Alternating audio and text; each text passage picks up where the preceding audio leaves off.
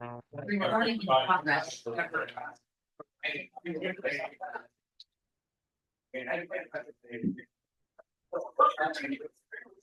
Yeah, I'll go to the right. Oh, yeah.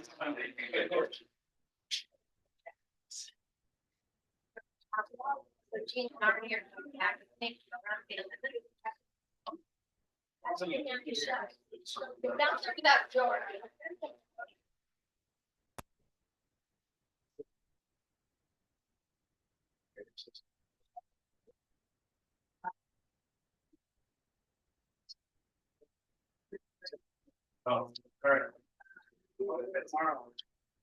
Question for you. Yeah.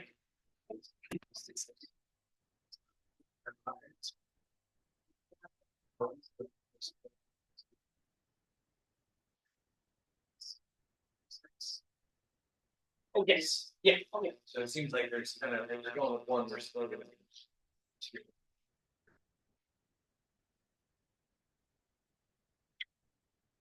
I wouldn't think so. I mean, if the directions to hire, hiring should take 2 to 3 minutes. Yeah, yeah, there wouldn't be a point of switching courses now. We're gonna switch again.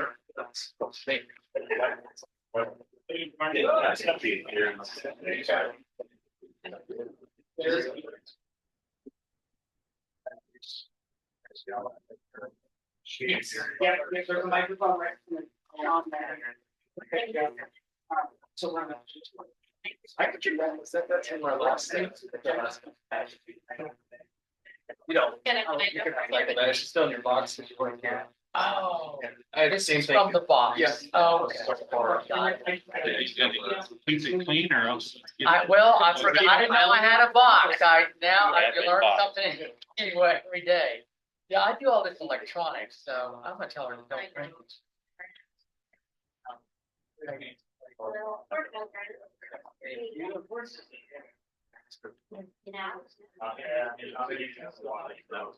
Okay. Everybody back? All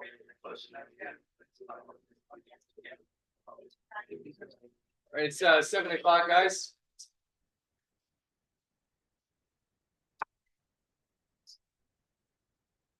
Pledge to the flag, United States of America, and to the republic for which it stands, one nation, under God, indivisible, with liberty and justice for all.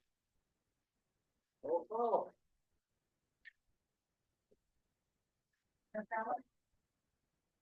Here. Here. Here. Here. Here. Here. Any additions or amendments to the agenda? I have one. The incident command team from the Whiskey Creek Fire is here to give council an update with the wind shift over the weekend and some smoke pouring into town. It rekindled. Sorry, bad wording there. The concern on the fire. So I'd like to have them go right after we approve the amended agenda so they can present.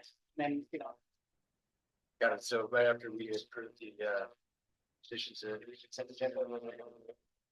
Nope, right after this, right after we approve the amended agenda. Got it. Yeah. And get a motion to approve the amended agenda. I'll motion to read the and as we make the fire incident. Right after.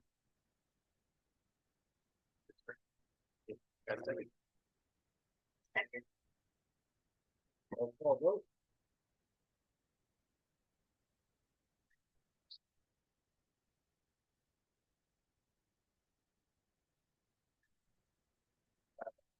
Aye. Yes. Aye. Aye. Aye. Hi.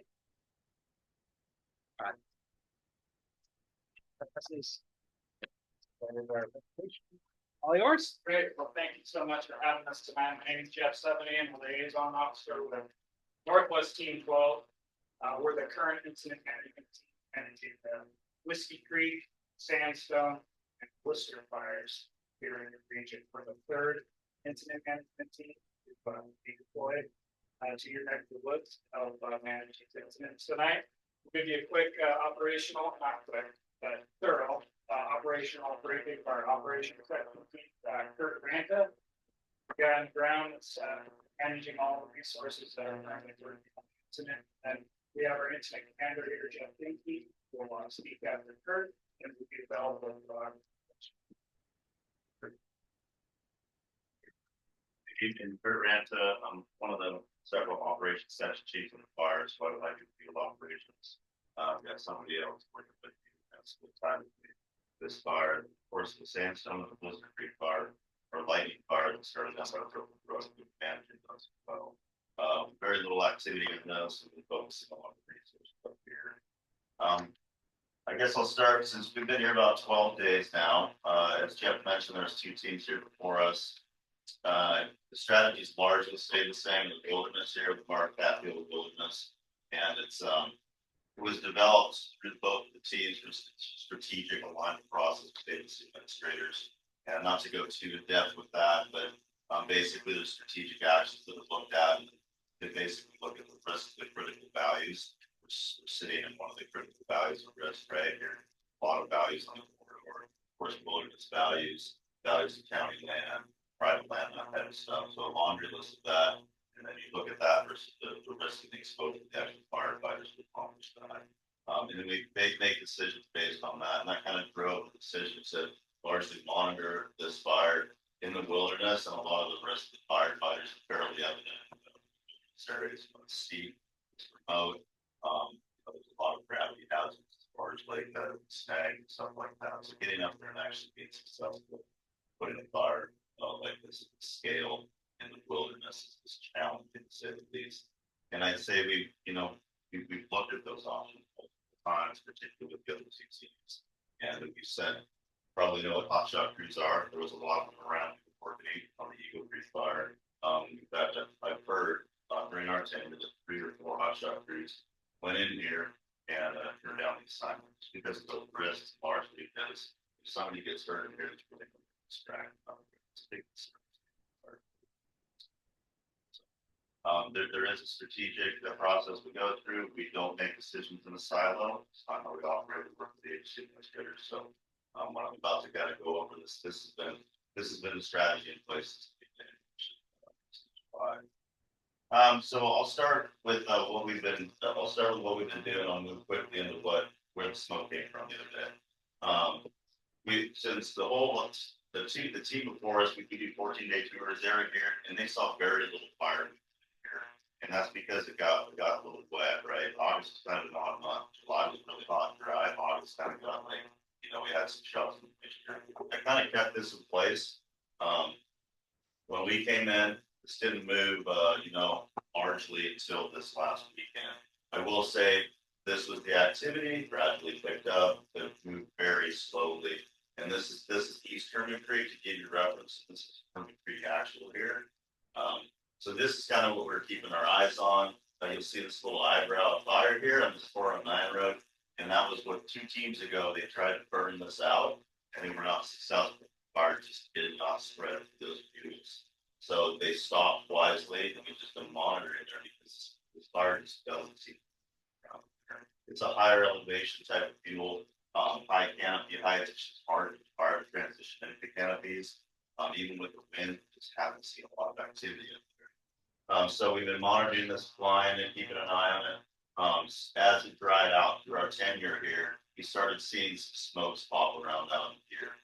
What we didn't see, and the fact this crossed Herman Creek, which is what created the smoke, really shouldn't be a surprise. It's not to us. But we didn't see any smoke in this drainage the day before this crossed drainage. So we woke up to that, and we woke up to the infrared and all that. So, wow, this fire got up the drainage. And this was the beginning of the weekend. So we immediately flew up there and crossed right in here. Don't know why or how it crossed. We weren't seeing any heat in there. But the snag fell over, probably burned across the creek with the water crossed. And what happened wasn't really, and I want to make this clear, it wasn't due to the easterly winds. What happened is this is extremely steep terrain here, right? If you've ever flown or looked up or hiked up the Stormy Creek bed. It's really ridiculously steep. So as soon as it crossed, it did what we call slope reversal, and it got on the other slope. The car runs uphill a lot faster than downhill. You know, it's wind driven, and it ran up the slope, and it really was not influenced by the general wind. So we did have a little bit of an easterly flow, pretty light, you know. I got up in the air personally that morning as soon as we heard it cross. Looked around, and sure enough, it did a lot of this overnight. When I got up there in the morning around 10 o'clock, it was still moving up the hill, but it actually made it up, you know, as high as it is here. It's stumped around and moved up a little closer to that Benson Plateau. But most of this from here west actually happened overnight, and in the morning, I think it was Saturday, whenever that happened. You guys saw the smoke, which was very heavy. Here I saw pictures, I got a lot of pictures. You know, it's because it's quite close to town, and with that easterly flow, once it kind of took that little run, it picked up that smoke and shot it down over the river here. So that's what happened, but it was really terrain, very steep, old growth in there, a lot of snags.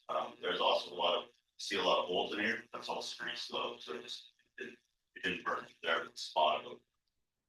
So fast forward, since then, we had another couple of days of that pretty dry, easterly flow.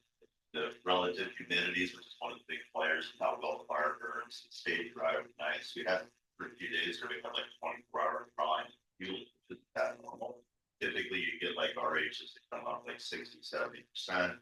That allows the fuels in the ground to recover, and then it takes longer to dry out in the morning.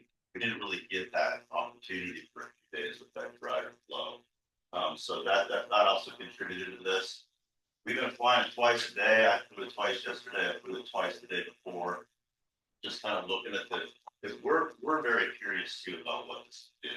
From our experience, from what models we run computer models, all that kind of stuff. We have all these tools at our disposal. We have a lot of local knowledge. We work very closely with the scenic area. A lot of those managers there with peer free and free. They've been here for a long time. We're wondering, you know, how it's gonna. We're wondering how it's going to burn. That's so even though we've heard it doesn't, because it's kind of a wet spot, higher elevation. We also wonder how it's going to burn the Eagle Creek Star, although it's a relatively recent fire scar. What we're seeing right now, this is not moving north right now very well. It's having a hard time moving. It got that slope alignment, it got that drainage alignment. I can't speak for why it's not moving up to the rim very well. So it just doesn't have the fuels for some reason, but whether it's mellowed quite a bit, you're now back to fairly normal westerly flow. So that's a little bit of an impediment too. So that hasn't moved. And I just talked to my fellow operations second chief. He flew like 2 hours ago. He said there's no movement north. Where we're seeing the movement now is Burning Creek. But kind of now we have these slope aligned winds. So what winds we do have right now is pushing it up slope, and it's not pushing up slope fast. It's not like we have a running ground fire. We have active flanking because it's having here. I think that's where we're sitting now. You know, this big spot, I think this spot up here that you can see the little dot that's right up at the edge of the plateau. It's actually not even on the flat, though it looks like a little bit. I think that happened the first night. I think we had like almost half about spotting distances because you had a run come up the hill and threw out a spot and on the right. Sitting in there, it took us 2 days to find that spot when we flew because it was not showing any smoke. So the thing just doesn't seem to want to move around once it gets enough higher elevation fuels, which is very serious. So the other thing I think is very worth mentioning is a lot of this fires got up to this fire scar. And this fire scar, so this is the Eagle Creek fire scar right here. So this black line of shaded fuels, that's the 2017 Eagle Creek scar. It's spotted into it a couple of places, but other than that first morning, it just doesn't want to move.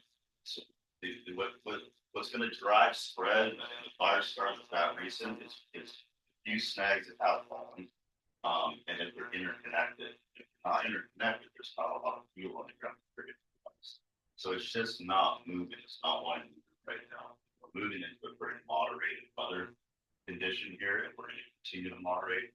We're going to get some rain, very likely to get away rain Wednesday. That's the prediction.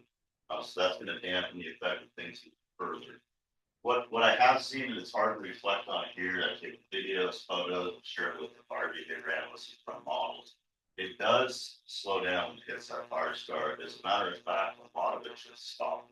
Fire scar. So that's what's going on. I'm not saying this will not move. It's gonna move, it's gonna move slowly. This time of year, if we get a wedding rain, it's very hard to recover from that.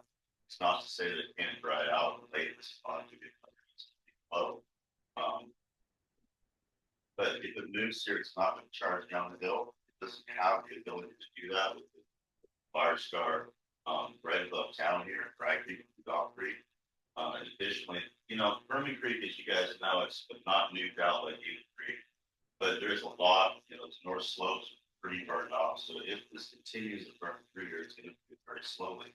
Might have a couple of fortune trees or whatever, you might see a bit of smoke come up over here. If it dries out in a couple of weeks. I'm not saying you're not going to see smoke off of it, but the movement of it is not going to trap it. It just there's nothing to put it in.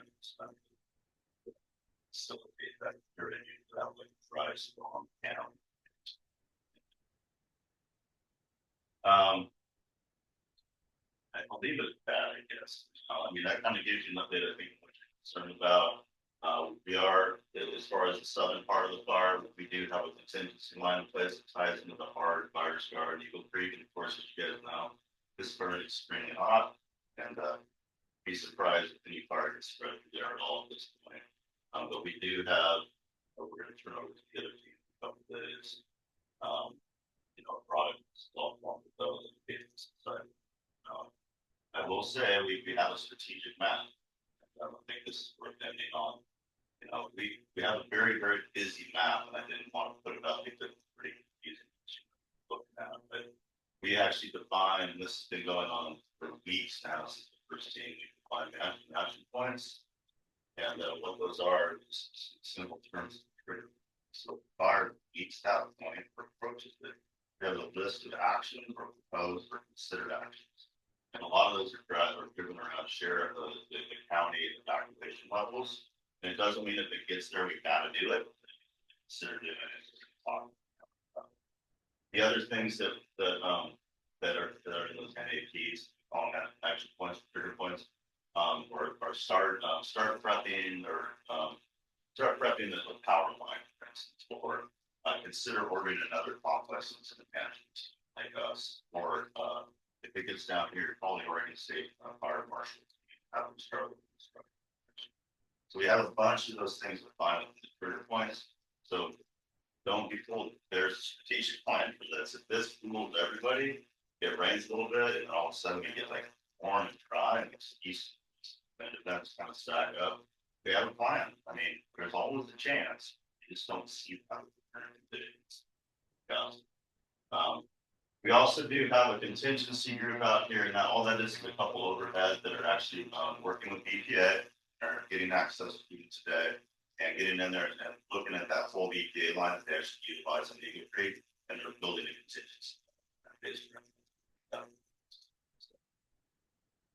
But yeah, there we go. Thank you. Hi, I'm Jeff Gimmons. Well, so Kurt laid out what's going on and threw a couple things in there, our priorities that we've been working through the agency to that process is to protect the surrounding communities, transmission lines, bigger lands, the natural resources. We also firefighter and public safety is the number one priority for other things. So we talk about a couple of those things there. And so we talk about kind of a dashboard and all this stuff. So it shows us our resistance control, probabilities of success. So when we're looking at this, we run around those program models. The model, it doesn't. All models are great. So the modeling does not show it. If you look at the historical values and inputs in that, there's 2 to 40 spent events in September, already had one, they lasted 6 days. We're in a very weird transition year for so there's not a lot of correlating data, so it's not the same, we're gonna go one, we're gonna do the other, it's just, we have to find out with those, we have a fire behavior. With us. We crunch the numbers, we check those things. There it is, like we're saying, it's gonna be here, there is smoke. Probability of seeing fire down here in town is so high. But not to say those weird things happen. So we saw those problems. The probability of success of where we base things on and transitioning to the local type reaching forest, they're gonna take this over. There's gonna be about 75 firefighters came for this, which is the one below us. So that's the transition we plan with it the last couple of days. They'll shadow us tomorrow. They'll we'll interview them tomorrow. Shadow us. And from and one of the reasons we've gotten to this point is we're at the National Preparedness Level 5, which is in the Region 6 and in the Great Basin and Action. So we have about 25,000 firefighters going in the nation right now. Resources are very limited, and we're actually at the point where we're doing suppression, fixing the things that took place on that outside of the fire, because none of our drug policy. So we worked with the county and about opening up some of the stuff over there on the east side of the fire, moving with the priorities up for that. The second problem with that is that takes away firefighters. So that work is only if necessary, equipment, very low resource commitment. So there's going to be a lot of work that's going to take on outside the fire to get those things open, and that'll continue well as it's. We talk about risk of firefighters, which is our main killers. Fatality is flying, dragging, falling. So there's a lot of flying. We haven't been putting resources to check, but in this on any talk about not being able to burn. This was done when it was hot and dry and windy. Personally, they couldn't even get into care. City volunteers and something. We actually modeled this up and think this all up to try to prepare this. We also left this all in place for the next few days. There was a start. And there's a plan written for every chunk of this trans the next resources.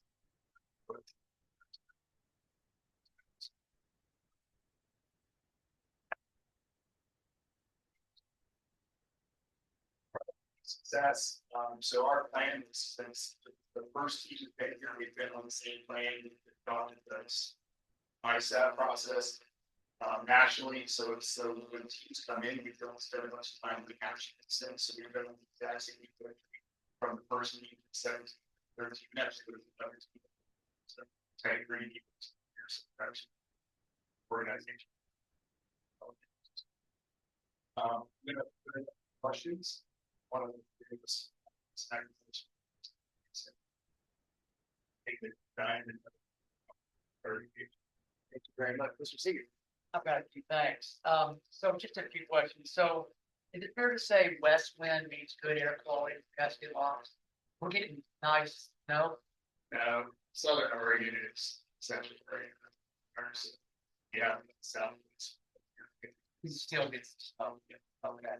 air quality is probably margin. Yeah. Good change.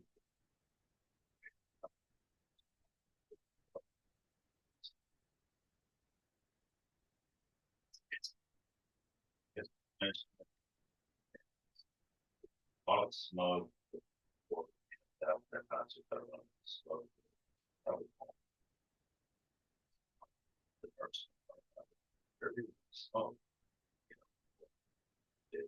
That's almost thing. Yeah. I've got it. Yeah. So just because I'm curious, so you did a little presentation at the Port Pavilion July, and there was a team from Utah. Where are you guys? We're Oregon, Washington. Okay. All So it just, every, how long does it? Every 2 weeks. 2 weeks to do something. And then, how long will this fire have resource? I mean, what level of containment will need to be before you're like, we're done and we can go home, stop worrying about it? It'll probably stay at the 20%. Quite a while until they fire on that. Units. Will take on. So like, there's that. Season. And it's just- Then my last one, so you know, I'm a hiker and a trail runner, and you know, the PCT is closed, it goes into Dry Creek.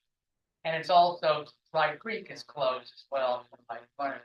So when will those not be open until next Those spring? will stay probably closed, not really the agencies, decision we just make. Board.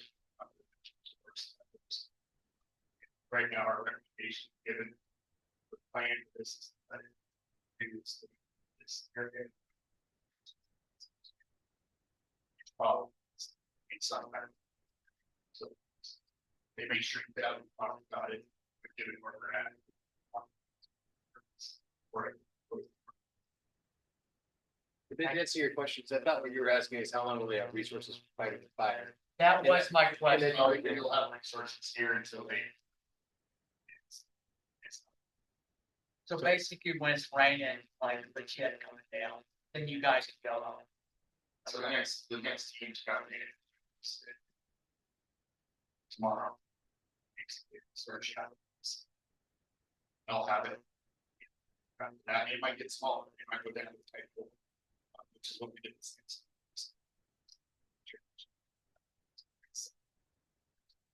Once.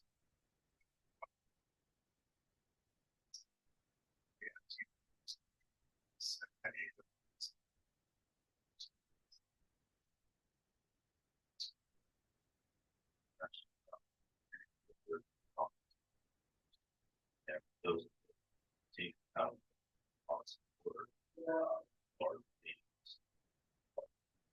Or scanning the signal by the experience. Kind of see stable down. Sorry. So it's actually local people. So yeah, it's and of course runs an engine for. So you get local folks up there that know the area, know the concerns, and all that's good. Shadow. We could have those. And today I'm seeing concern about these areas. How long you work with long times you're getting. First thing. Not going anywhere, it's not red. It's not red.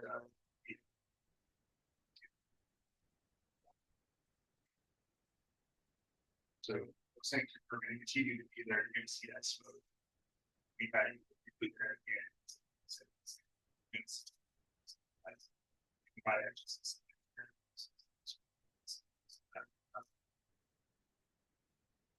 I just want to say thank you very much, and I appreciate your explaining the geology and how it's a threat for our firefighters as well. And I want to understand the levels. What is the highest level? You said 5. Yes. Oh, so teams at type 5 is a couple of feet on fire. So 2 hours type 4 about 3 to 5 resources, which is and those as long as you wrap those up, get right around it, type 4, go beyond initial attack, for the fire resource, ad hoc organized. So there's people like us that are type 2 that have people attacks instead of smaller scale. They have fiber insurance stuff that they and then here recently we transitioned each that affects teams. Now we just see that. So we're all very one team, all of it. Well, it doesn't make sense to switch one together, run it out of teams. They So CIMT or complexes. I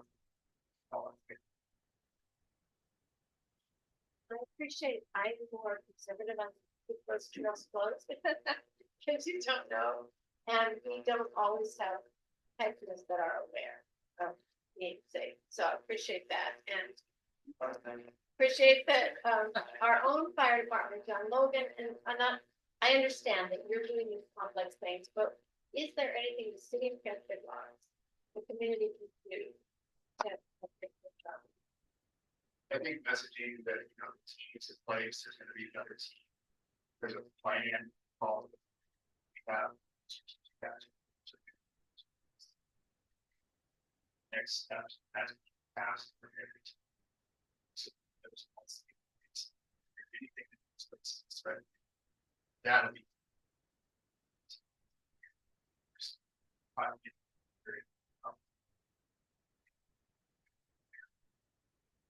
There is possibility that it's spot fire. It's, you know, further side. And it's just.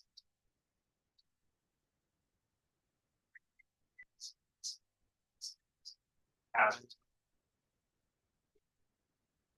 T-Bone had. Would you sign it as made an hybrid pipe, which see?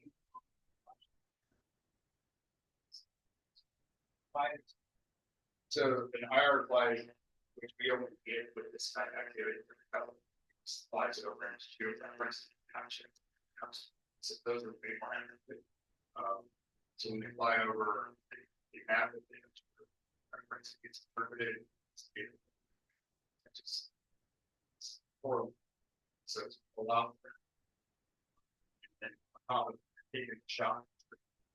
What we see, which on launch duty or whatever, for is the satellite images. So like there's angles to pick up the like when the column was like here, it showed fire up here. Right? Here's the fire. So what it's doing is the satellite imagery showing that it's spots up there. So they're great for information and gathering itself.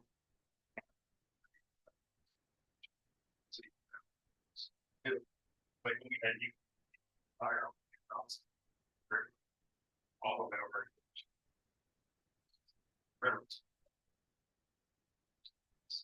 Thank you for asking that question, because I think that's some of the concerns I've been hearing from the residents is looking at watch duty and seeing these hot spots and thinking it's moving and we don't know where it's at. We're not seeing helicopters, we don't see suppression efforts being taking place. Then we see all the smoke and then we're finding ash in our yard and it's just scary. Right? Yeah. So what would you say to residents though that are finding larger pieces of ash or landing in their yard? Is there any heat to those that could potentially There's get something else? the spotting distance, even when we get to alignment, this is very extreme. Right, south, so it's just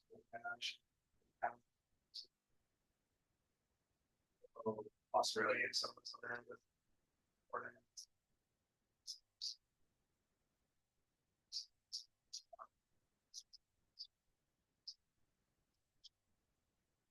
Anybody else have anything else? One last one. So if I'm hearing you right, this has been a very well-behaved fire. It's not screaming, it's not taking up crowds and just ripping into the forest. It's staying low and just gobbling up the fuel. I mean, as far as things go, yeah, it's been a pretty healthy event. Yeah, if you go fly it and you see like some areas where it's a ground on the pole, it's kind of mosaic powder. Right, Largely stayed on the ground. right. I mean, I gotta be careful where I say this, but it's doing some good for us. I understand. Yeah, no, that's fine. Yeah, exactly. it's breaking the continuity. It's not. Right. It'll bounce back.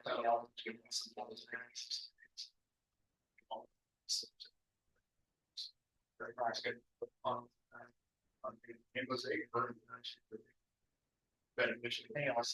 So it brings out the continuity, so you have less 80%.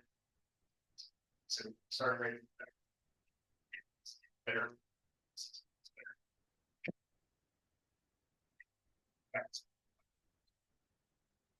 Anybody else have anything else? Yeah, I got one thing, so the question about the wash, I have washed it. And sometimes, like it took us 3 days, to get time, or 2 days, it's like 8 months to start. So we got the general from like line in the air and put it on a map, and it was pretty close, and we finally got this. But I mean, we saw the wash duty in the theaters that day, we saw the Palm Gate, we thought it was Palm Gate.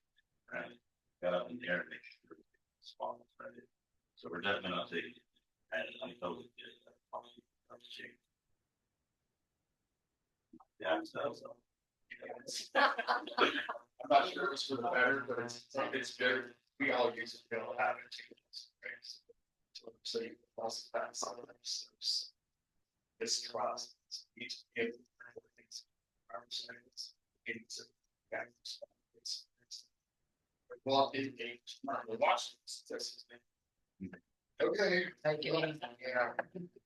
I was just kind of. Is your IR all weather? Cloud. Oh, no, it's, yeah. So. Yeah, it has a first version. Another tool we have is. Had one for a couple of times here to help us gather that information. I don't need things and I'm the place and I can get it from. They can find it, it's very accurate. Also, that's the use. I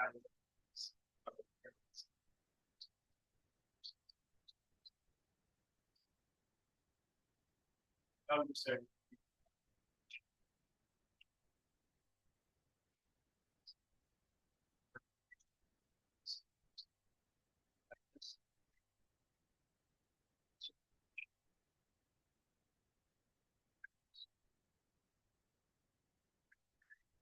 Exactly what we want. All talking, all have little action points that we're this thing. Oh. So that race. We are doing.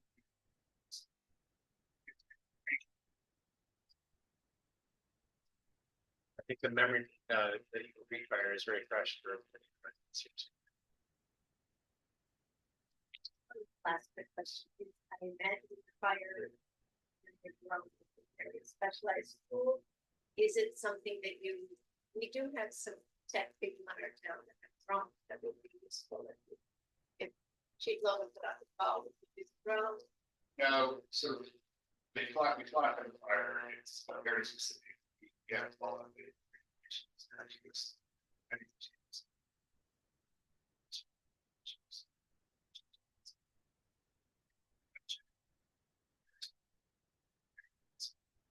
Sure. There's one that. If we need. I don't want to cut this short. It's really a hard topic. We've got a lot of stuff on the agenda. Does anybody have anything else? Any other questions? Thank you. Thanks. Thank you. Yes, go ahead and leave it up. Okay, Thank if anything comes in over the next. you. All right, item 4, adoption of consent agenda. A motion to approve. Item 3. Well, that was 3 was their presentation. I think, is that right? Yeah, technically we can get bumped down a number, yeah. Wait. Yeah. So I need a motion to approve the consent agenda. I'll move. Approval of. consent agenda, including approval of action minutes of August 26, 2024. Council meeting. Ratification of bills in the amount of $368,576.50. I second. Second is roll call vote. And just a point of order, I believe generally the presenting officer goes last. I think that's generally the way we've done it with correct? Is that right, everybody?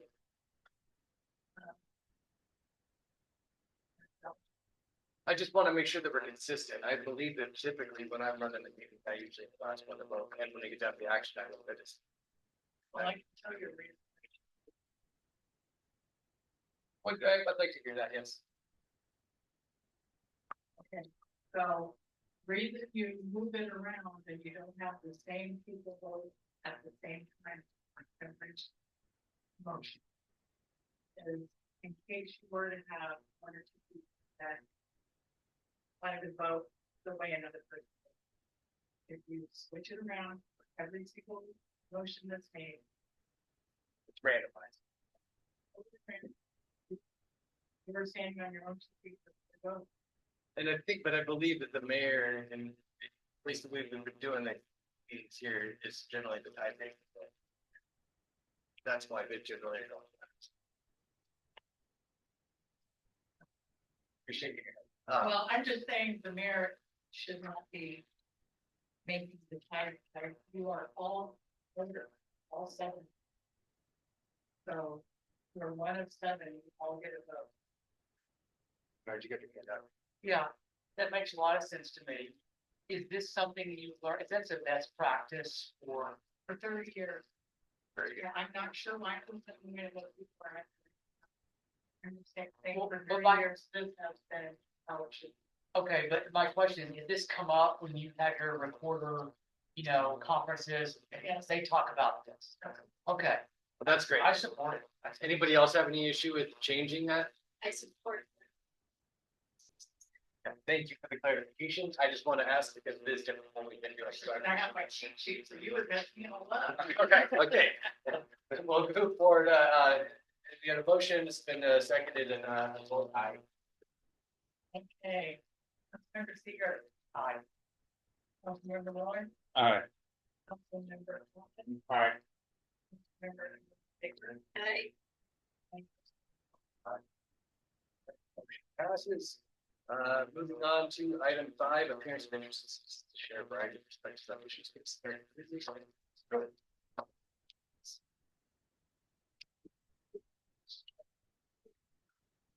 I want to address a few things. One thing, and I know that I understand that there's an office shakeup right now, and a couple of these issues might not be able to be dealt with, but another casualty of the office being closed on Friday. The September 30th was the last day. I'm sure we probably haven't had very many people do this, but to be able to withdraw from running for office, and this office was closed. I don't know if they can go to Quick River County office to be able to withdraw that motion. If they can do it online, I'm not really sure, but the office here was closed.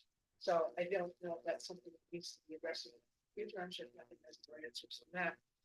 Also, in the minutes of the city minutes, a couple of things. It was the understanding that there would be minute notation of when in the video or something of when action items happened. I don't think that's happening. Also, I wonder if it would be too difficult to put down who speaks for appearance of interested citizens. You don't have to say what they're saying, but you put them who spoke. That. Also, at the last meeting, I was kind of waiting for somebody to address the issue of the fort builder with the wood stove at our end of town. I don't know whose property it's on, don't care, but somebody with a wood stove and fort, not a good idea. So if somebody in the city needs to figure that out and find out whose property it is and get it cleaned up, because it's just going to encourage, we have homeless people and homeless people in the winter. We don't need a bunch of homeless people building forts with wood stoves in the woods over the winter. So if somebody would address that tonight. And then at the last meeting, I spoke about the debt incurred by South Bank, and I don't think I made my point clear.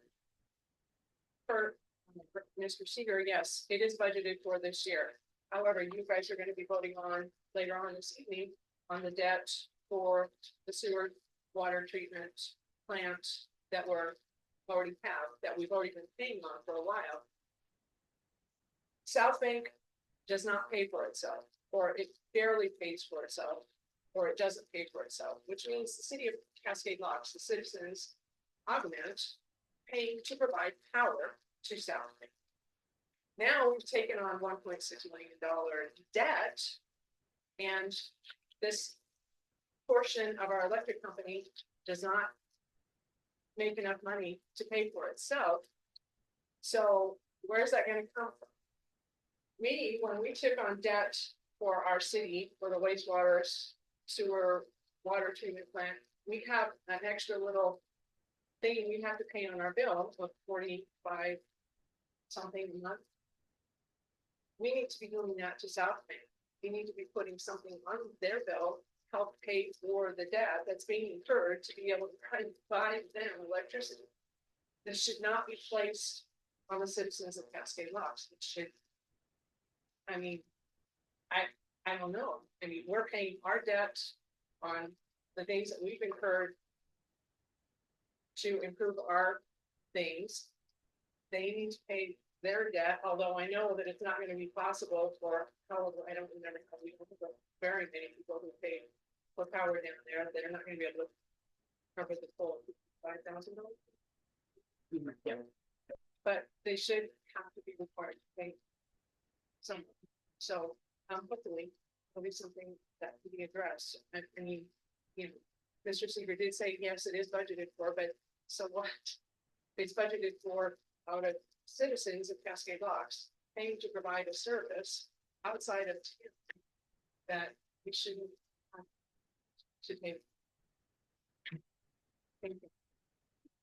Quick question. You said September 30th for the August 30th? August 30th, yes. I just want to clarify yes, that. Yes, it was August 30th, which was Friday. So. Right, and 6 public hearings. No public hearings. Number 7, action item 7A, approved structure of the finance department. All right, at the August 26th work session, council discussed the options to structure the city's finance department. Council asked staff to present a job description, anticipated salary, and org chart for review and possible approval, along with cost estimates from multiple CFO services for comparison. Attached for review are the job description with salary, the proposed org chart with duty breakdowns, and cost comparison with contracted CFOs and anticipated duties they would perform. Companies contacted for comparison were Now CFO, who we currently use, Your Part-Time Controller, Propeller Industries, and Belay. At the time of publishing the packet, only had one company provided a pricing sheet, Now CFO. 2 companies are building a proposal, and another one is requesting review of the financial system before providing one, which I did not provide, and one more number is a bit. When numbers are available, I'll get more. Your Part-Time Controller did give me their proposal right after I published this. That was sent over to for everybody's review. So we have got numbers from our current contractor and a possible second one, Your Part-Time Controller. In meeting with all the contract companies, they did mention they've all seen increase of clients with the same reasons we had before, finding a full-time CFO. Here. As city administrator, I still recommend keeping the contracted CFO and doing a proper RFP for the services. If council votes to move forward with an in-house CFO, the job description and salary will be updated and fine-tuned with assistance from HR answers for the recruitment. If council votes to move forward or stay with a contracted CFO, an RFP will be developed for review and eventual approval by council. Options are to approve recruitment of an in-house CFO, which will mean the city will stay with Now CFO until somebody is onboarded. Or council can approve to move forward with developing an RFP to present or taking action.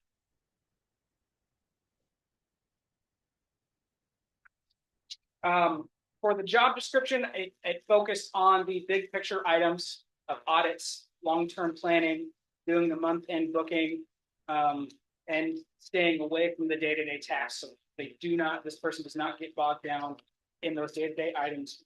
Stay as Councilor Seegers has mentioned, kind of the right-hand man or woman for the city administrator to help them guide the city.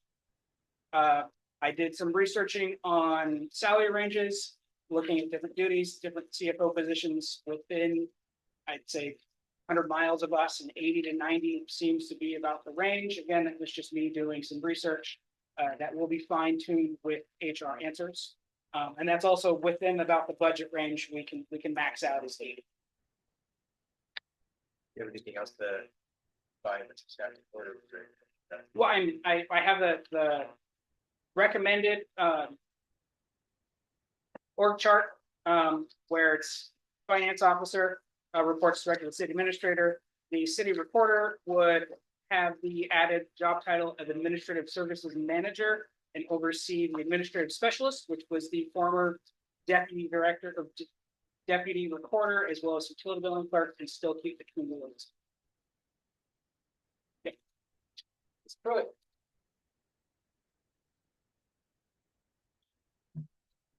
I appreciate the questions that you asked at the last meeting during the workshop, because those were things that relate to you that were my concern, and they are still my concern, is that looking even at your part-time controller and the CFO, if you look on their website, still there is nothing to state that they have any city government experience. And city government, as we all learned in this last budget process, like there are 5 different times, is a completely different beast than a not-for-profit organization. So I am really concerned about, even if you go with your part-time controller, it's going to be the same thing. You're dumping from one year into another, and it's not an improvement.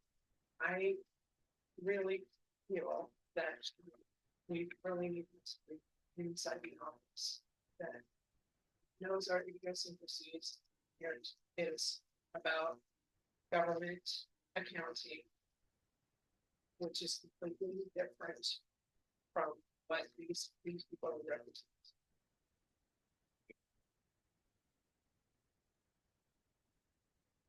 Have a motion?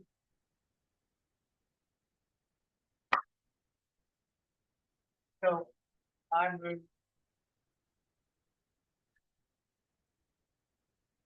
We approved the recruitment of in-house. Yeah. I said. Seconded. Discussion. You're ready to go. I am, while that is a lot of money, I appreciate the work that City Administrator Bennett has done trying to show us the new organizational chart. And I agree that this would be a great job. I want pay equity, and the latest quick review I did of city CFO salaries in Oregon, and now this was salary.com, not the government one, was like 55 to 140 was average. Whereas a fire chief 89 to 112, and our fire chief, I think he's at 65. So again, I feel like it's placing an undue burden on our fire chief because he's already here, so he gets stuck with it.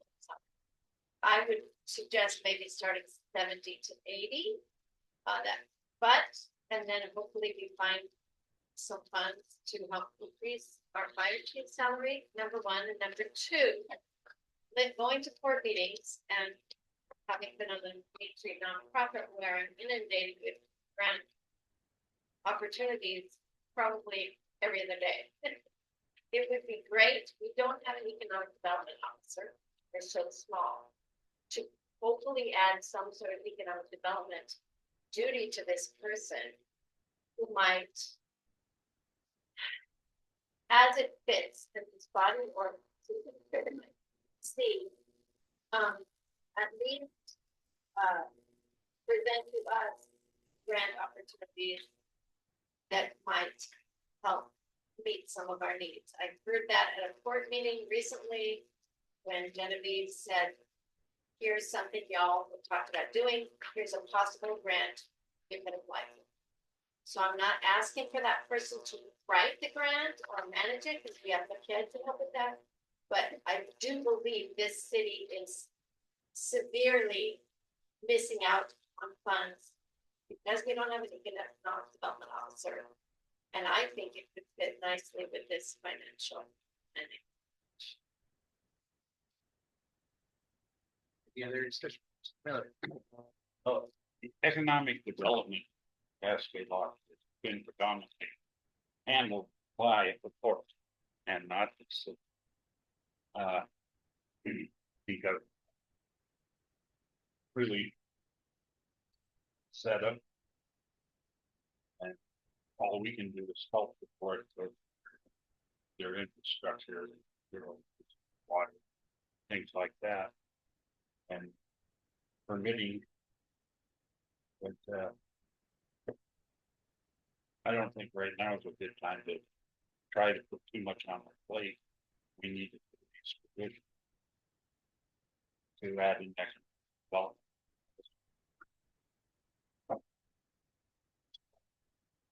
I just want to say that Bill, I know it's. We're gonna build this position. Right? I think and using CFO now until we can actually get somebody who's guaranteed about it. And even though it might cost 90,000, we need to have a salary that basically come here and stay. If you don't want me to start and then move on somewhere else in here, right back where we are. And I know it's pay equity support, but if you are down team member, you don't just pay current team member more. You have to fill in where you're lacking, or else you still can't get the work done. But we have finance department, finance CFO, might be all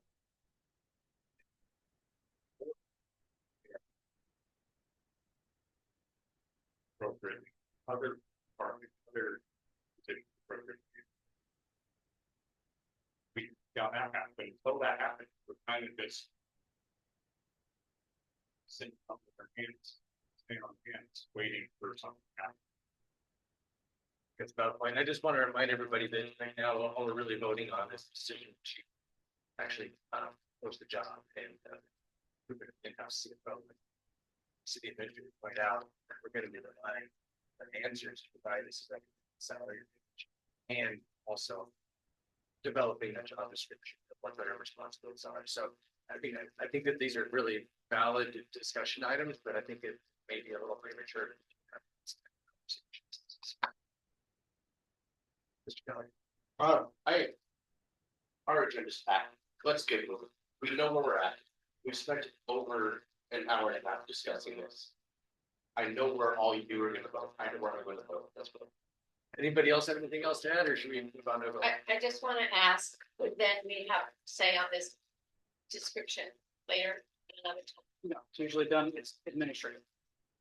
Job descriptions are administrative. Then I want to say on bullet 11, monitors programs and policies or other agencies or entities that might affect the city's financial operations to provide advice to city administrator and department heads, including grant opportunities that may meet city goals.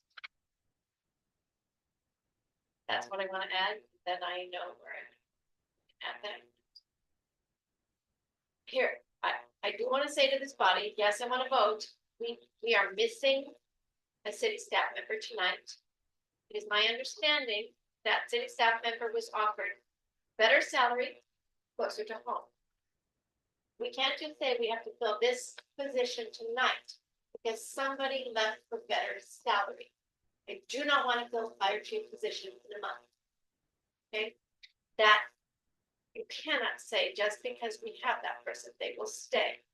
Somebody left for better salary. So the whole balancing, when we pay for one thing, we're not paying for another. We know that. So just pointing that out. Is anybody opposed to adding that language or bullet point 11? Can you say it again? It's the bottom bullet. monitors programs and policies of other agencies or entities that might affect the city's financial operations, and provide advice to the city administrator and or department heads, including grant opportunities that may meet city goals. So they, beginning with including. Do you have any opposition to that? Nope, I mean, we're a small town, we all wear 47 hats, we're gonna do what we need to do to get the job done. If that's researching and applying for grants, that's it. All right, you ready for a vote? No further discussion. Roll call vote, please. Stephen Miller, Aye. Aye. I Matt Clark, No. Aye.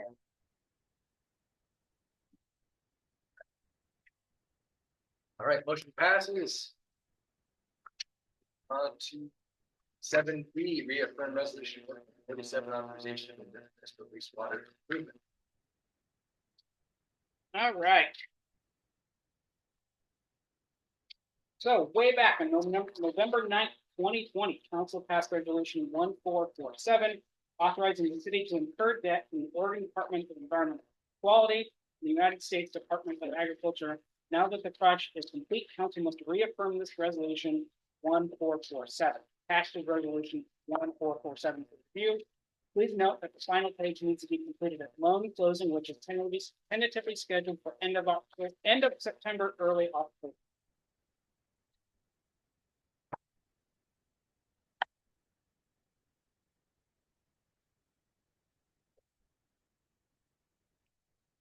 There are two options. Oh, yes, sorry, yes. Yeah, council options reaffirm resolution 1447, not reaffirm 1447. I think if I mentioned in public comment that the project's done at this point, this is just a formality to complete the loan process. USDA is requiring that we reaffirm the resolution that the city is willing to incur the debt. Is it actually complete this time? Because last time we had that, we calculated like it better was not white. There's white done. It's done. There's still issues with one blower motor, but it all intents and purposes, it's done. It's closed out. We are working with both JW Fowler and the vendor of the equipment to figure out what the issue is. But other than that, the project is done. Motion. I motion to reaffirm resolution 1447. Vote. Oh, yes, I'm sorry. Discussion. Yes, thank you. Discussion. Okay, so I sent the administrator a couple of questions. Because we have this item, which I support, and we have another item, and I just wanted to step back and better understand the big picture on our sewer debt obligations. And kind of see the whole picture, and then we're seeing it, we're dealing with. I don't know if you've been able to look at some of those questions. I did. I couldn't quite get a complete list or anything, but I started the process. Yeah. Let's see here. So I guess our total sewer debt between the two for this project combined is $3,797,111. Have about, I didn't get a chance to double check it. We have about 3 payments left on our sewer bond, and those are 75 grand each, about 125 there. So we're looking at just a hair under $4 million in total debt related to our sewer system. I think you had mentioned about how the money currently going towards the sewer bond or sewer refinance. Before we get to that, Yeah. I asked, and it usually comes out in the auditor's annual audit, is the value of the utility. Oh, yes. Usually they put a Yeah, number on it. Did not get a chance to file. Okay. And just for the public, maybe for council as well, when you hear $4 million, it sounds scary, right? But what I encourage everyone to keep in mind is that utility has a lot of value. So you have, you know, a $400,000 house and you have $100,000 in debt, you go, oh my God, you know, I have a lot of debt, but you own an asset for $400,000. Now, the genius of a utility is not only does it have assets, lines and pumps and treatment plants, but it has revenue capacity. So it can make money basically infinite as long as we keep it in good condition, standing, and it can generate income flow to keep that asset nice and healthy. So I'm still very interested in that. Yes, I'll keep. I would digging like this, yeah. all the public to keep that in mind when they see these debt numbers, to understand the value of the asset. Okay, so the next one was the debt covenants. It's a little technical, but you know what I'm talking about. Yeah, I read them, yeah. Yeah, I'm not, I mean, was there a certain point you wanted to make Well, that? I'll or- just kind of, you know, anytime you issue debt, the guys who lend you that money, sometimes they want you to behave in certain ways to prove their financial wherewithal. And they'll say, you need to set aside this amount of payments, you know, and so they have little things that require you to adhere to. And it can be something like, you know, if you need to raise rates, by gosh, you're gonna raise rates to meet our obligations and your operational requirements. Sometimes they put those types of covenants. So I was curious if you get kind of a summary of those. So just, we all appreciate what we're signing up to when we borrow this money. And again, for reaffirming, I know it's not doing you guys, but I think it's helpful for us to appreciate what those covenants require. And Yeah, I mean, so I can read through them, but I mean, they are part of resolution, the next resolution. So I can read them now, I'll wait till we get to okay, the next so section. shift to the next, okay. And then. Yeah, so I understood it that in 2027, the 1998 sewer bond will be paid. You say, Jeff, three payments left? Yes, So that's not 2027, that's sooner. Oh. Annual payment. yes, annual payments, Okay. yes, I'm yeah, sorry. yeah. Okay, thank you.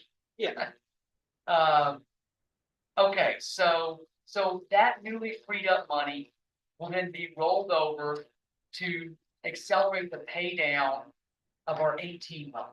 That understand the plan? that was mentioned in the resolution, that set the fee, the debt fee for this project.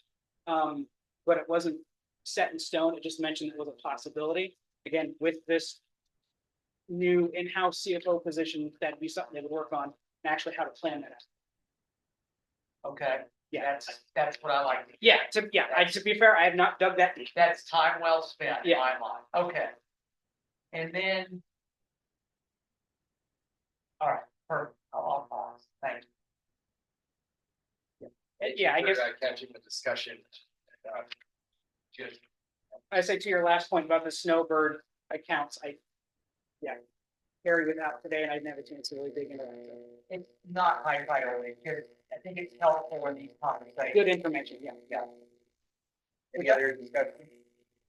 I kind of figured your point was a CFO should know this, so. Well, that wasn't my point, but it's one of the benefits Yeah. of having, right-hand guy or gal.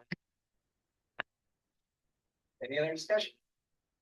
Good questions. See here, no further discussion? Roll call vote, please. Aye.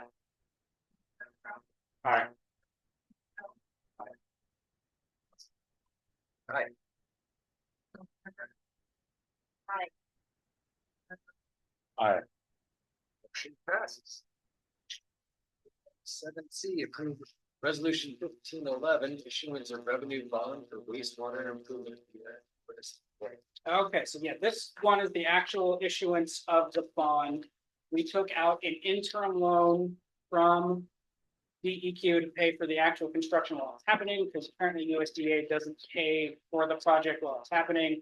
USDA, once this is finalized, will actually pay the money to DEQ and then we start paying USDA. For here, authorized issuance of revenue bond from the SDA. It's a 40-year bond with annual payments of $134,885, starting in fiscal year 25-26. So that's the next fiscal year. The city has already started collecting funds to repay this bond via resolution 1411. Resolution 1511 and 1411 are attached for review. Options are to approve resolution 1511 or not approve. Motion.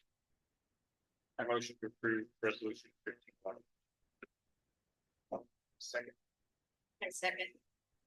Discussion.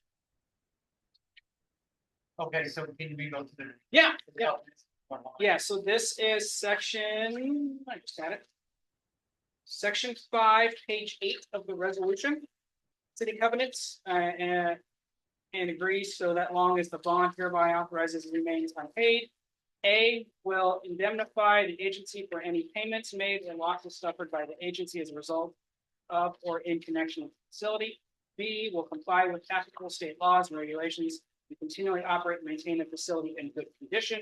C, it will impose and collect sufficient rates and charges for use of the facility to provide for the operation, maintenance thereof, and the payments on the bond hereby authorized, and the maintenance of the various funds herein created, and all other obligations and indebtedness payable out of the legally available revenue of the wastewater utility system. That all use of facility shall be subject to the full rates prescribed in the rules and regulations of the city, and that no free use of the facility will be permitted. It will maintain complete books and records relating to the operation of the facility and its financial affairs, and will cause such books and records to be audited annually at the end of each fiscal year, and an audit report prepared and will furnish to the agency without request a copy of each annual audit report. At all reasonable times, the agency shall have the right to inspect the facility and the records and accounts and data of the city relating thereto. That's it. Right. Wasn't that continued page 9? It's Oh, I was turning the wrong direction. Sorry. Yeah. E, it will maintain such insurance coverage as may be required by the agency. F, it will not sell, transfer, lease, or otherwise encumber the facility or any portion thereof, or interest therein, or permit others to do so without obtaining the prior written consent of the agency. G, it will cause to be levied and collected such assessments as may be necessary to operate and maintain the facility in good conditions and meet payments on the bond when the same become due if for any reason gross revenue is insufficient. H, it will comply with provisions of the letter of conditions and the RUS bulletin 1780-7 loan resolution containing the project. I, it will not dispose of or transfer its title to the wastewater facility or any part thereof, including lands of interest in lands by sale, mortgage, lease, or other encumbrance without obtaining prior written consent of the agency. J, as long as the bond is held by the agency, it will not defease the bond without the agency's prior written consent.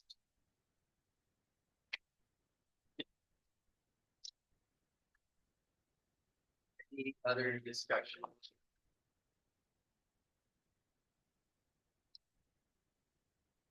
I think it's noteworthy that one of the covenant requirements is that our audits. Yes, they have asked to. So they're aware that we are in Yes, violation yeah, of that oh yes, covenant? we have been talking, yeah.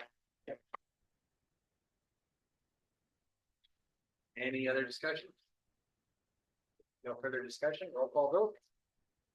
Member Miller, All right. I,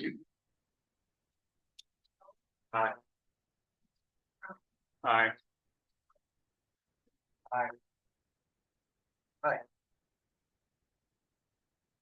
Motion passes. Yeah, there we go. So moving on to 8A. No committee reports. Tourism will be reporting next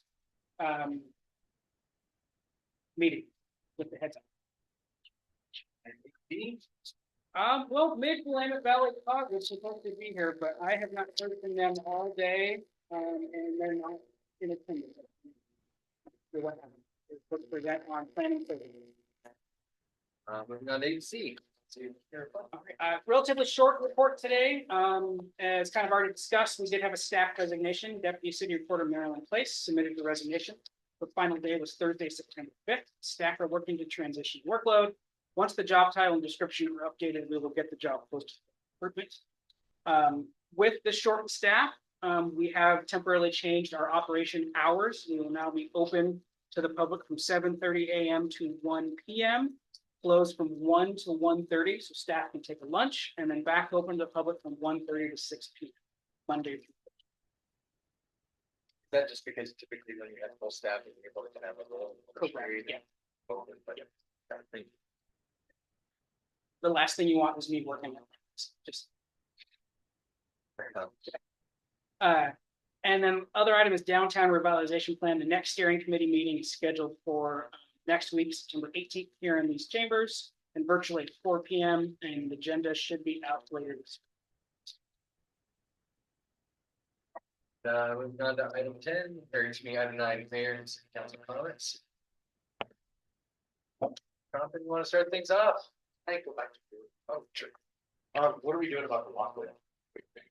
Oh, yes, sorry. Yep. My apologies. Thank you for reminding me. Yes, in your packet is a structural report from our civil engineer who usually does streets and sewer, hired or got us in connection with a structural engineer who reviewed our walkway that you all walked over on your way in. About 2 months ago, Sheldon, our public works supervisor, was under there doing some work, noticed it seemed excessively rusty. So we had these guys brought in, they did an assessment on Friday, and they are recommending we do emergency shoring of it within the next week, and then actually replace it within the next 60 days. I had a phone call, I got this report at 3 o'clock this afternoon. I did have a phone call with our civil engineer, Ed Hodges. I think once the emergency shoring is in place, do a reassessment and look at the actual lifespan of that bridge and come up with a plan for replacement. I was hoping it would hold out until we figure out what's going on with the long-term future of this building, but it doesn't sound like it's possible. But it is all metal and it is super rusty. I don't know how long the bridge itself has been there. The diamond plating on top, I think, is relatively new within the last 15 years, maybe. But it is, as you can see, it's already rusted and old. So we're on it. Sheldon's back from vacation tomorrow. First thing I'm going to talk about is this bridge. So do we have a cost estimate? Not at all. That are only accessible way. It's the only ADA accessible way. If there was another option, I'd close that bridge. Thank you, guys. Anybody else have any questions? But right now, it's thank you all. Uh, I'm recommending we take the. I would say go down the stairs and out on your way out the door tonight, just to be safe. But yes, I will. Sheldon and I will meet first thing in the morning. We'll have it shored up by Thursday. Okay. Yeah, we will make it happen. And then in terms of the long-term replacement, we'll look at that. Yeah. Paint it, make it look Yeah, note on the front of the walkway then says, say if otherwise able the other door, yeah, can do that. because if it's only sort of safe, you know, you don't want to make it weaker by having able-bodied people walk across it when it needs to be accessible for anybody. I'm not sure how to word that and still comply to ADA law, so I'll have to double check it. If Yeah. capable. Yeah, or yeah, I guess I could run it by Ruben, see if we can legally close that bridge because of its deficiencies. And go from there. I mean, if it's gonna be done by Thursday, I mean, I was just thinking a sign just to like keep excess traffic off. Yeah. Not that I know how huge it is, but I also don't want, I mean, I didn't want to stoke fear, but obviously I want to discourage anybody in a wheelchair or walking not crossing the bridge. Is that exercise class with the ladies? They use, Yes, everybody uses that. yeah, I mean, this week, they have a class in there. Yes, they're actually learning this morning. One person at a time. Yeah. You can do that. I mean, I think Sheldon is really good at this stuff. I bet you he could figure out a way to put just like a long firewall on, you know, something like that. And probably, probably have some good ideas, quicker than Thursday. Versus getting under, you know what I'm saying? Yeah. I was just talking about that. Yeah, oh yeah. Kick around some ideas. And just to be clear on this city meeting for all the residents here, if it were so dangerous that we needed to close it, we would have received that Yes. from him and we would do that. And then, just want to talk about.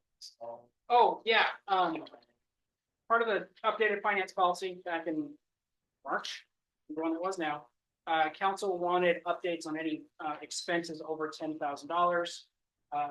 Outside of actually a pre-approved contract. The first one I listed is Mid-Columbia Economic Development.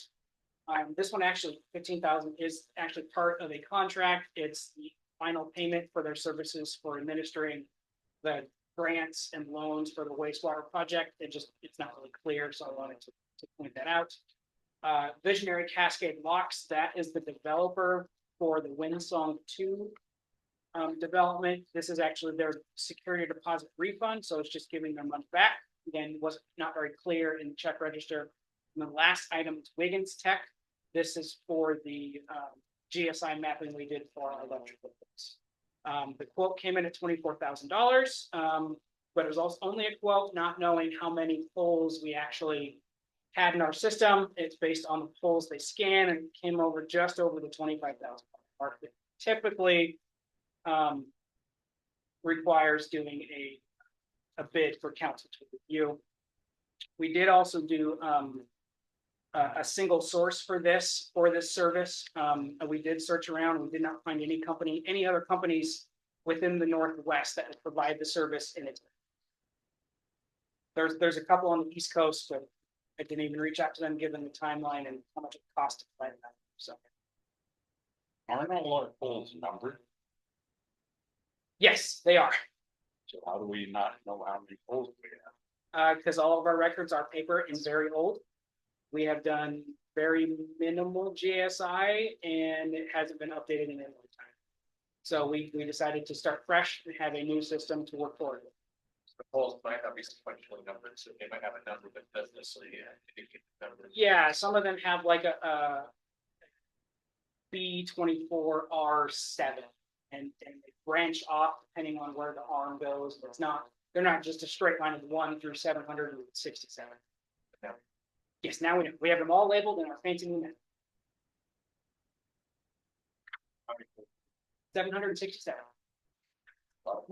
It really is. Well, we guessed, I think 720, so we were a little off.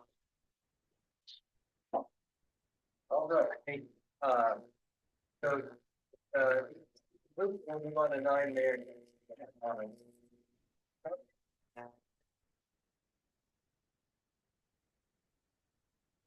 I just wanna thank everybody for going up and giving your thoughts, opinion, insight. I always make sure to take note of them. And so we know where at least our concerns are at all. I do want to emphasize that we should, whenever we talk about anything about spending money, I'm going to be a proponent in saying we need to push that out and make sure we have a plan for where the money comes from and how we're going to get there, because without that, it's almost not worth talking about. Because we get to a budget committee meeting and we are going, this is what we have, this is what we want, and let's see where it lines up. We're always going to be disappointed. This year we had to cut a lot to get part of what we wanted. We didn't even get a full sheriff's contract because we And we had to cut a lot of other things that we have had in the past, now can't have, or didn't have this year. Including community programs. That's like, not that that's like a thing that needs to be like overly identified, but that's money that probably goes to like projects for kids in their, and helping out for things like that, and that money didn't go to that sphere. We had to spend it other places. I would like to always think about how we're gonna pay for it. I also want to say that how it shouldn't have to be said, but just don't go to other people's land or public land to build up or without permission. Probably don't have scope.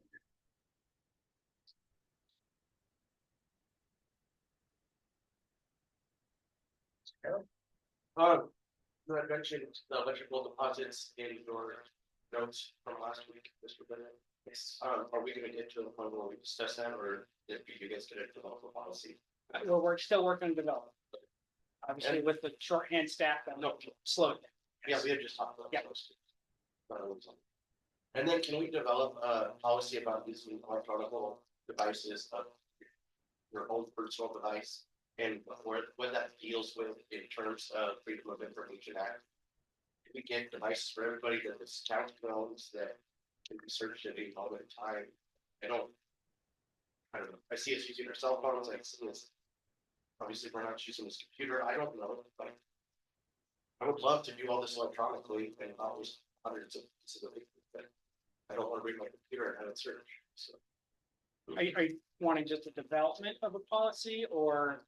One, I want a development of a policy, and that helps me to make a decision on what I can and can't do. Okay. And I think to be fair, I don't know, Mr. Seeger's probably aware of some of the training that we went through with your council as far as the ethics training. Are aware. One of the things that was brought up to us in here.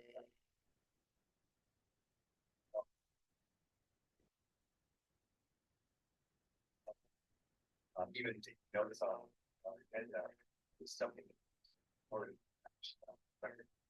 So. Yeah, it's League of Oregon City provides a class on that.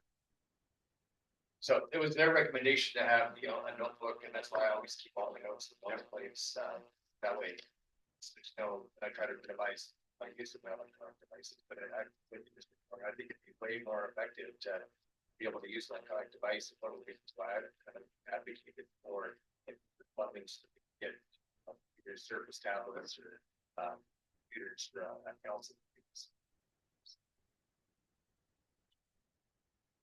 Anything else? Thanks to everyone who came tonight to speak, Northwest Team 12, our fire department, the folks here and online. And I also want this body to remember that we have a lot of folks who watch these meetings at another time, and we hear things now and then. And so they are saying, when they aren't saying anything to change, there is a passive implication that they are happy with the job that we're doing. So let's not forget about those folks as well. So I want to say also thank you to Kathy Gousley for being here tonight. City Administrator Bennett and Carrie and the team up front who are taking over for missing somebody who's been very valuable. And I want to say thank you to Marilyn. Makes me want to cry because we didn't get to say goodbye. For all the work that she has done, and appreciate that you all are taking on extra duties. So thank you for that. And maybe, I don't know if a council before I was on talked about parting gifts, or was it only retirement? I don't remember. Retirement. Okay, so for folks, and I hope that we all have the opportunity to send a card or something. Thank you for efforts here. I want to thank all of us and you as well for the workshops. I know it's extra time.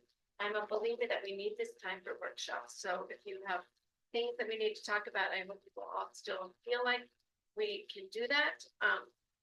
I want to again say that, agreed, have you done any searching about that fort? Or asking the Forest Service or? Yes, so I actually went out there, I took a picture of it, geolocated, it's actually, there's this weird triangle of land. Just north of the PCT trail. And the Bridge of the Gods roundabout, it's owned by the county. It's on the county's land. All the sheriff's office, they are aware of it. They, according to them, even if it was on private property, they still have to put an eviction petition out to the county. There's a whole process you have to go through, but it's on county property. They are aware. So the sheriff puts that eviction petition out? Or who does? Since it's on their property, I'm not sure who would have to initiate kicking them off. But I called the sheriff's office, they're aware. So, This is where you call Chad, oh, Our county commissioner. our county commissioner. right, okay, can you follow up with I that? can, yeah. Me, Paul, Chad, People did it here last week. okay. And then, thinking about other things, I just wanted to say there is a MCAD board meeting coming up. I'll be going to that and reporting not just for RAF, but the other areas that, we represent with this position. Downtown Revitalization Committee, I went to the last meeting, I'll be going to that. League of Oregon City Small City meeting coming up next week in the Dow. If you haven't seen that, and I'm signing up to go to that, if they send me the reset for my password. But, and then it's an exciting time, as I mentioned, grants that the port is receiving. The nonprofit Main Street Cascade Locks is now looking at the criteria for applying for up to $400,000 of building revitalization grants. And talking with some folks from the port, our small nonprofit team is trying to reach out to building owners as well. And feel fortunate that this Downtown Revitalization Committee, which is a city project, has some information that can help. So that's exciting. And I want to say to folks, I'm learning more and more that these grant opportunities, as we ask for electronic devices, maybe tablets to use that are stored here, I know that it is my understanding the court got a grant for that. And maybe if we get this financial officer and we say some of these things that we want, they can at least share with us so that somebody or a committee could take on that work. Or we could direct it toward MCAD and say, wow, we need tablets that can be stored here. What is that going to add up to 5,000? Here's a grant. And I want to put that out to the concerned citizens as well. I'm learning that when I hear somebody say, oh, I wish we had a bowling alley, I wish we had some park and rec things. If a concerned citizen feels that there is something that would be so valuable to our city and they want to search out, I can help direct them to grant opportunities. If it has to be applied for through the city, you could bring and speak to us. We could make a committee. This body would agree or not agree to go forward with that. But I don't want folks to feel like they can't take on some of this on their own. We have received some great help from folks on the tourism committee, from our charter review committee. And on that note, I want to remind folks that this body voted to have the new charter on the ballot. And we're sure that we don't have campaign funds, and that we know here that the passage of that new charter would allow us to help certain entities pay for themselves, certain things in our city government. We have old development charters. So something to remember, and to look at the fiduciary responsibility we have as a city, and that some cities have had that repeal that portion of their charter that limits that spending when it went for judicial review. So it is my fear if it doesn't pass, we're going to spend money with the attorney on a judicial review for that section. And we can talk more about that later. I just, other things that came up tonight. Yeah, I'm excited to see what's gonna happen with the action. Mr. Miller. Okay, thanks staff for all their hard work, preparing everything for it. And, sorry to see Marilyn go. Her minutes made me sound smarter than I really am. And, I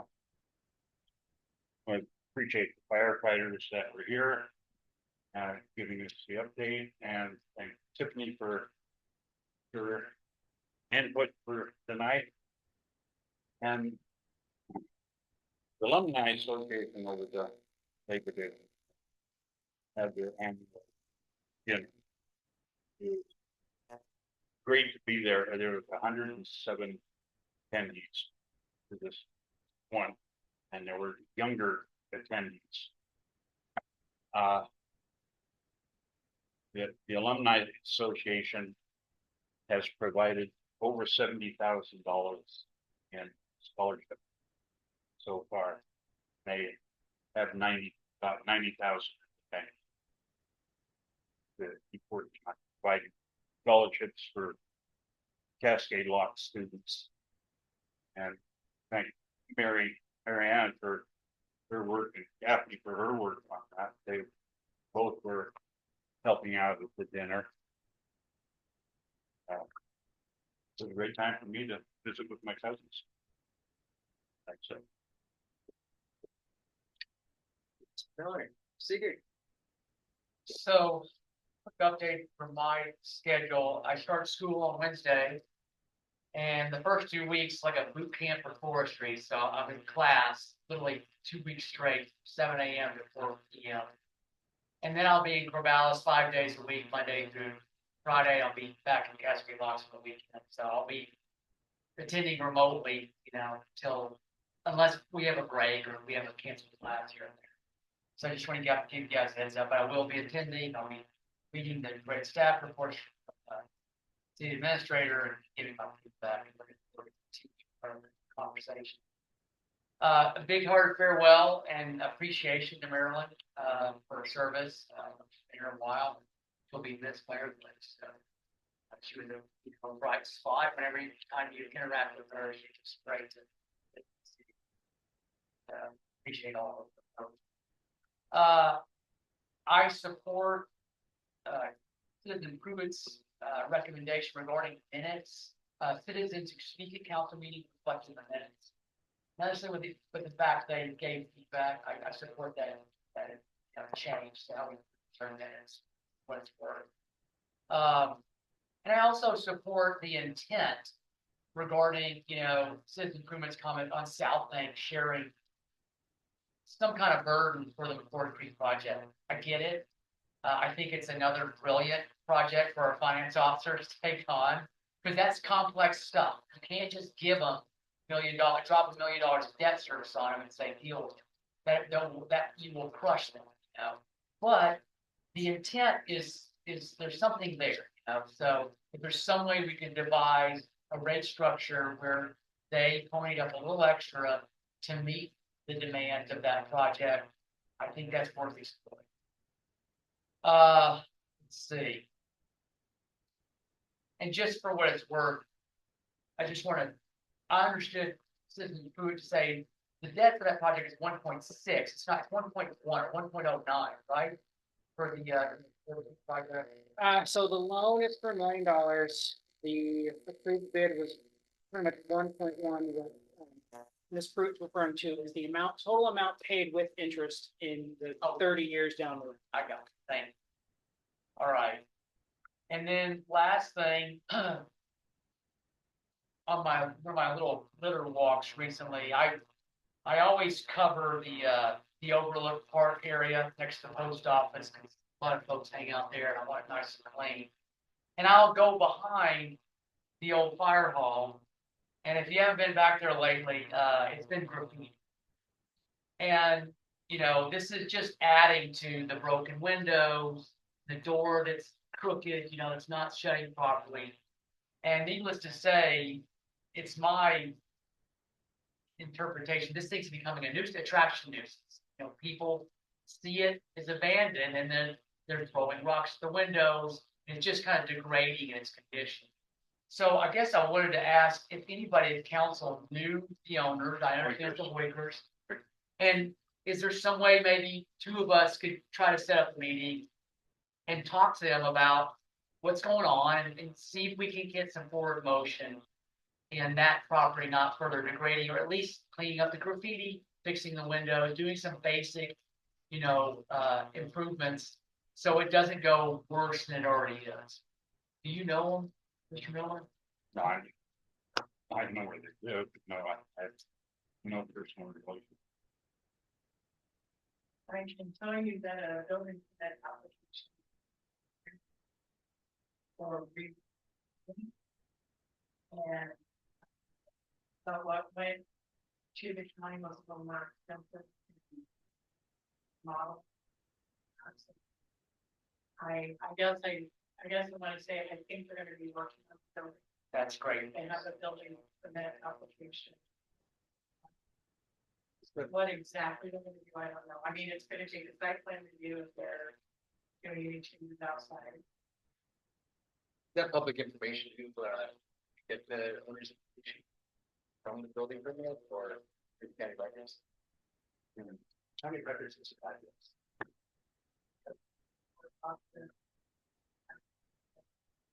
But I'm happy to have that conversation. Well, yeah, if someone has a phone number, I would be happy to try to approach them and again, express appreciation for this work. But also, what's the longer term plans for that piece of property in the building? I mean, we've got several, this one, again, is starting to see graffiti and other problems. So it just kind of caught my eye. Not that we have other buildings who need, a similar outreach effort, but yeah.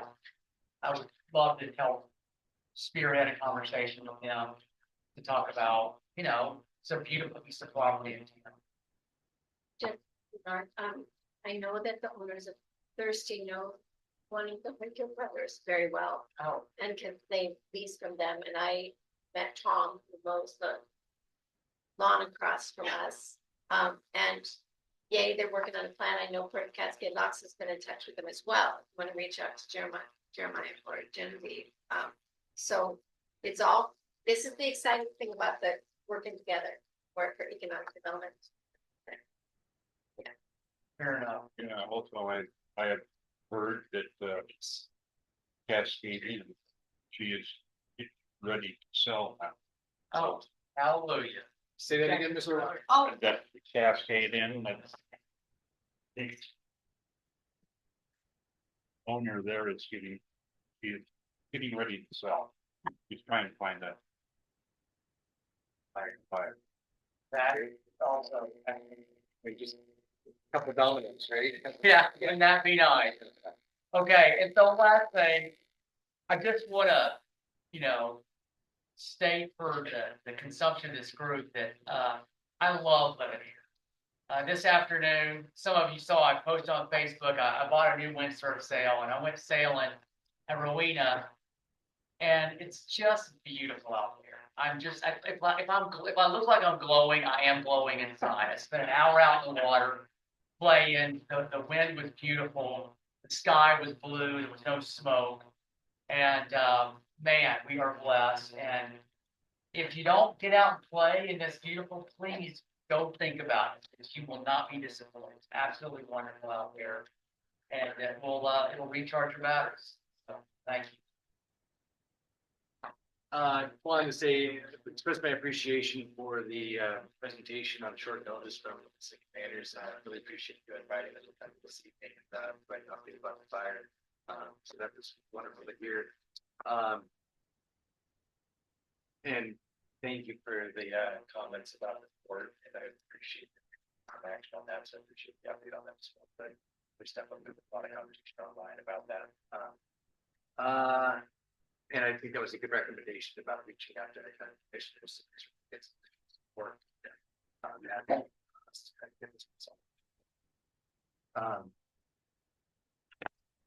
Thank you for the microphones. I noticed for Bernard and I were both on the via Zoom last week. Now you noticed how much clearer our meetings are.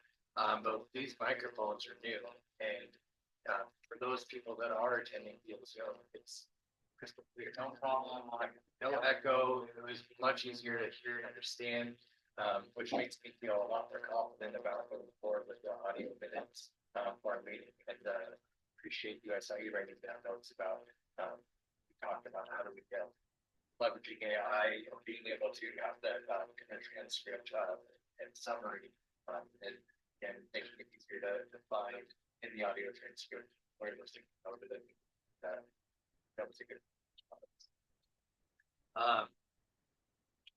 Yeah, it's always hard when you lose a staff member, especially when even when you get 2 weeks notice, it's hard to say goodbye. It's so sudden, it feels very upsetting.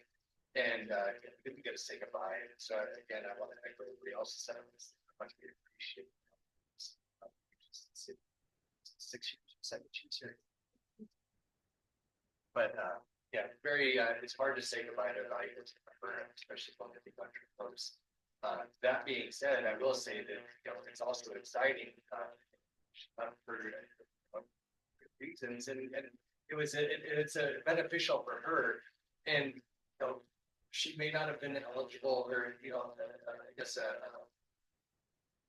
candidate for that position if it wasn't for the experience that she got here.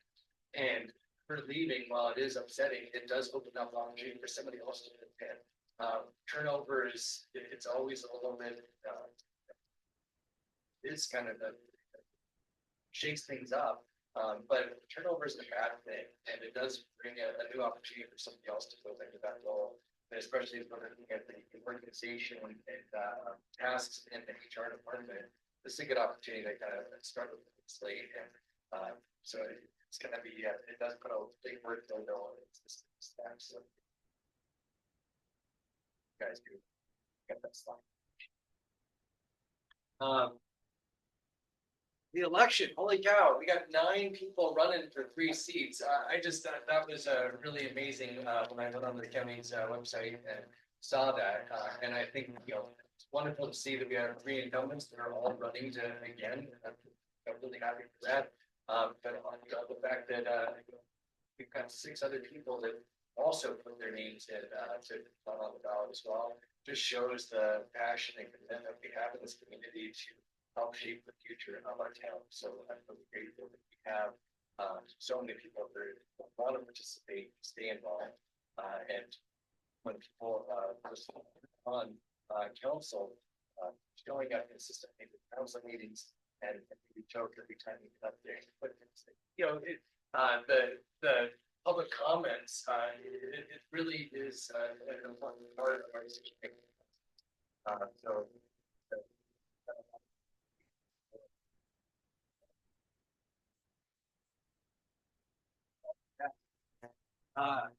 And I wanted to talk a little bit about PCT days. I know this is kind of old news now, but I did want to say I volunteered at TID at Thunder Island Brewery for the pre-party on that Thursday night, and was doing bag check there. I was really, and I also was alcohol moderator down at the Thunder Island Saturday.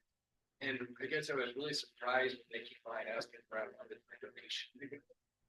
This isn't something that they talk about or advertise or promote themselves or nothing. But for every volunteer that was there, Thunder Island asked us, where do we want our $100 donation to go? And so the 3 local donations that they're making contributions for was the PTO fire station.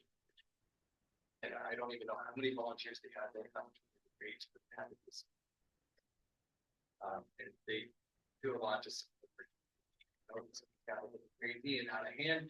But at the same time, there are a lot of people that had a wonderful time. And my experience, I was working there. It's very. It's one that that's all I got. I think we need a motion to adjourn. I look for a second. We'll call vote. Any discussion? Hearing no discussion, we'll go to the vote. Hi. Aye. Aye. Aye. Aye. Passes, meeting adjourned. First of all, Going down the stairs, Butch, you gotta rinse that out, rinse. Stop, clean this up better. Poor Jeff. Oh. Well, Like, I'll let you get by me.